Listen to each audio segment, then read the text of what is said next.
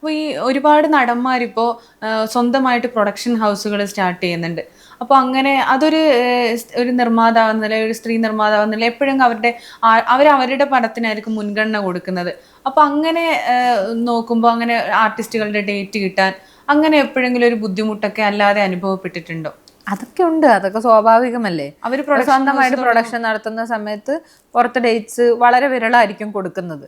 അപ്പം അതിന് തന്നെ 100 ആൾക്കാരായിരിക്കും നിൽക്കുന്നത്. അതൊക്കെ സ്വാഭാവികമായിട്ടുള്ള കാര്യങ്ങളാണ്. പിന്നെ ഞാൻ പറയുന്നത് അവർ പടം പ്രൊഡ്യൂസ് ചെയ്യണം, എന്നാലേ അവർക്ക് അതിന്റെ ബുദ്ധിമുട്ട് എന്താണെന്ന് മനസ്സിലാവുള്ളൂ. നിർമ്മാണം എന്ന് പറയുന്നത് കാശിറക്കൽ മാത്രമല്ല, അതിനകത്ത് ഒരുപാട് കാര്യങ്ങൾ ഇൻവോൾവ് ആണ്. അപ്പം അത് ഒരുപാട് മെന്റൽ ട്രോമാസിലൂടെ കടന്നു പോകും. പലരുടെയും ടാൻട്രം മാനേജ് ചെയ്യേണ്ടതായിട്ട് വരും.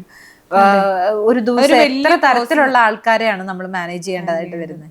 താരപദവിയുള്ള നായികമാർക്ക് ഇപ്പൊ മഞ്ജു വാര്യർ പോലെ, അതുപോലെ തന്നെ ഐശ്വര്യലക്ഷ്മി, നസ്രി, ഇങ്ങനെയുള്ള ഒരുപാട് ആൾക്കാരുടെ അങ്ങനെ ഡേറ്റിന് വേണ്ടി ഇപ്പോൾ അങ്ങനെ കാത്തു നിൽക്കുന്ന നിർമ്മാതാക്കളോ ഡയറക്ടേഴ്സോ ഇപ്പോൾ ഉണ്ടോ?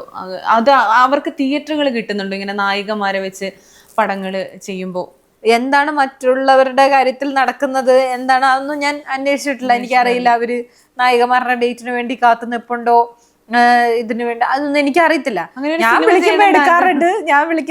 എനിക്ക് ഇതുവരെ എൻ്റെ അനുഭവത്തിൽ ഞാൻ ഒരാളെ വിളിച്ചിട്ട് എനിക്കൊരു ഞാൻ പടം ചെയ്യാൻ പോവാണ്, ചെയ്യാൻ താല്പര്യമുണ്ടോ എന്ന് ചോദിക്കുമ്പോൾ അവര് യെസ് ഓർ നോ പറയാറുണ്ട്.